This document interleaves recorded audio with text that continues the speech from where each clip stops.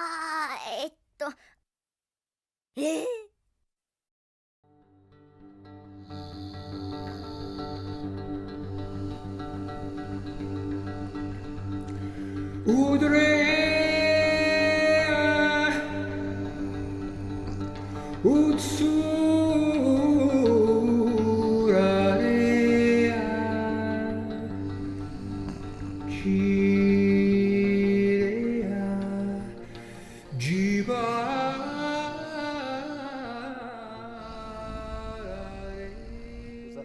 Sure. Yes.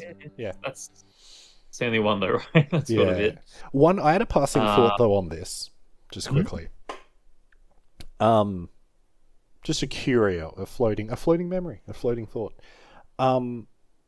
So I was the idea of like the meta and what you could face, and building with that in mind, right? Because you kind of want to not even like compare your deck against what you might face. Like that's one thing you can do. Let's say you've got aspirations of playing in tournaments or in just organized play events, or even just like you've got one person you usually play against, but it doesn't feel right to build just against them. So you kind of like build against the theoretical spread of opponents you could face, because I think it's fair to say like trading card games are intended to be balanced around that, right? Yes. However, there is like then a theoretical, you've got the potential and then you've got the actual, and I think heaps of people will actually, or not heaps, but there are some people who will actually only play against one or two other people with relatively limited decks or spread of archetypes, yeah? Totally. I was just thinking about that a little bit today, because I was like building and I'm like, well, and it was specifically around the spectrometer. I was like, man, it is just so slow. Which I'm like, that's terrible. But then I was like, oh, but is it terrible? Like, what makes me think it's so bad if it's slow? It seemed to do fine against your Merlin. Like it was a fine option. So I don't know. And just then I was like, well, it's terrible against this widely played Fracturize and this widely played Zephyr, which you and I do play these cards a fair amount, but what if I was somebody else and you didn't have to worry about Regalia item destruction? All of a sudden Spectrometer becomes really good, or playable, or better, or whatever. It affects its power assessment. It does. If the other thing as well with this, and have you seen it in, like, have you watched gameplay of tournaments and seen this at all? I haven't watched gameplay. I've just been looking at tournament reports, which is just placing and deck list. I don't remember seeing it in many places. Yeah. No, I was just because I was thinking that if it's not in the deck list, this probably implies that this isn't the case. But I do think the way we've read the rules is correct. But on the off chance that it isn't, and you can tap, before your materialize phase with it, then you get to the 3 counters like a whole turn earlier, and that might tip it over into being kind of functional. Oh, because the turn you play it pays for 1. Yeah, right. I getcha. Yeah, because you don't have to tap to pay, you just sack it. Yeah. Okay, I getcha. I mean, I see that. It's just that you generally only pay for memory costs during your phase where you pay for memory costs. What phase is that?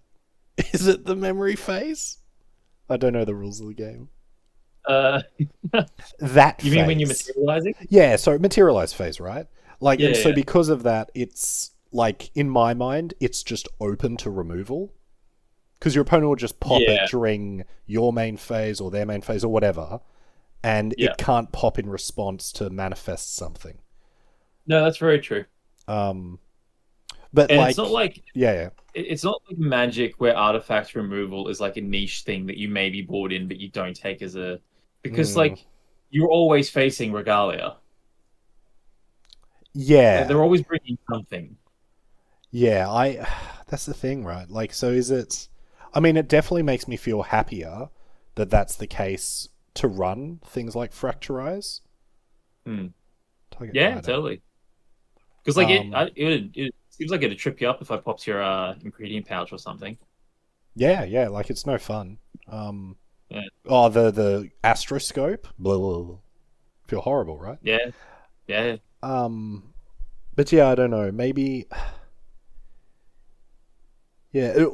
Sorry. The other thing that I wanted to hear your take on was this concept of like the theoretical meta and building for that versus building. Like, I won't even say counterpicking your play opponent, but building for your actual meta. Right? Like, because the meta, like, what is there a problem with building just for your actual meta? I guess not. Like, no. But... that's interesting, isn't it? Because it feels like a difference between if I'm counterpicking for you... Mm-hmm. Versus just like the subconscious aspects of building towards a meta. Yeah.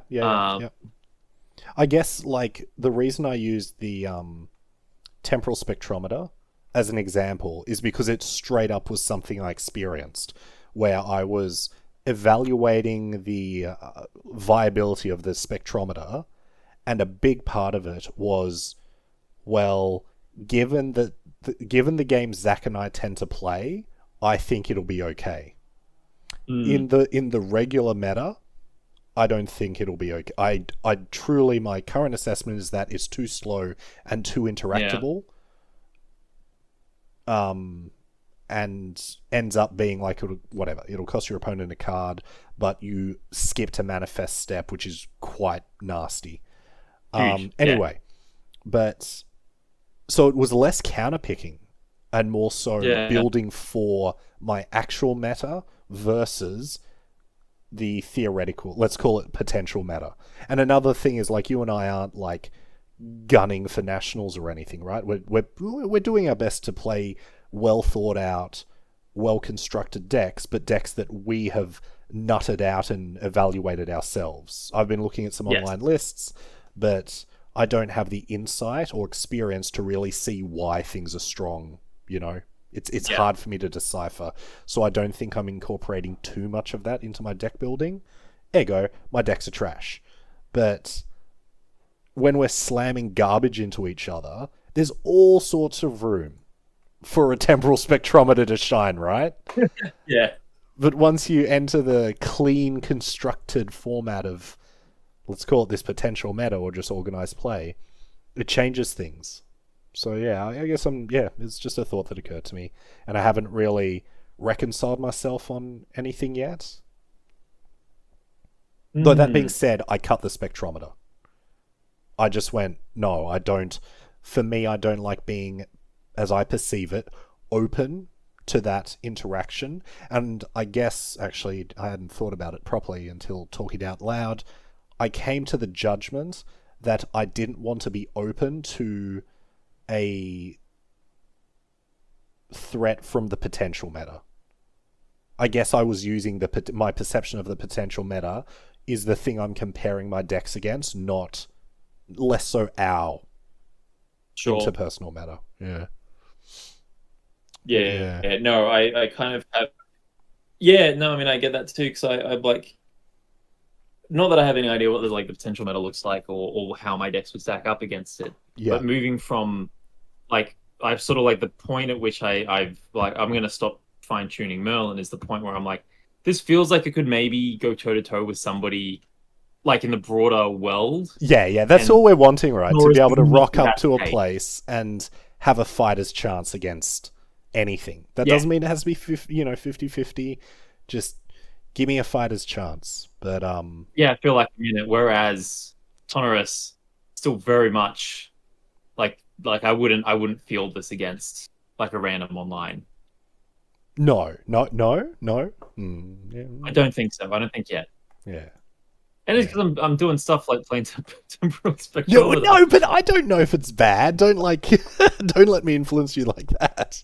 No, but like I have to like I had to convince myself to take a turn. Like this game, Yeah. I had to stop and convince myself like it's okay to take a whole materialized step to just get this thing on the board. Yeah. And then do nothing else that turn. And I was just like, God, that felt bad doing that. Yeah. All right. I'll change the thumbnail to actually I'll put both I could put both our characters on it. I'll put Arasana looking like drunk, confused or high, not knowing how to I guess grow herbs or do astrology, and just Tenoris vomiting all over a spectrometer, just really just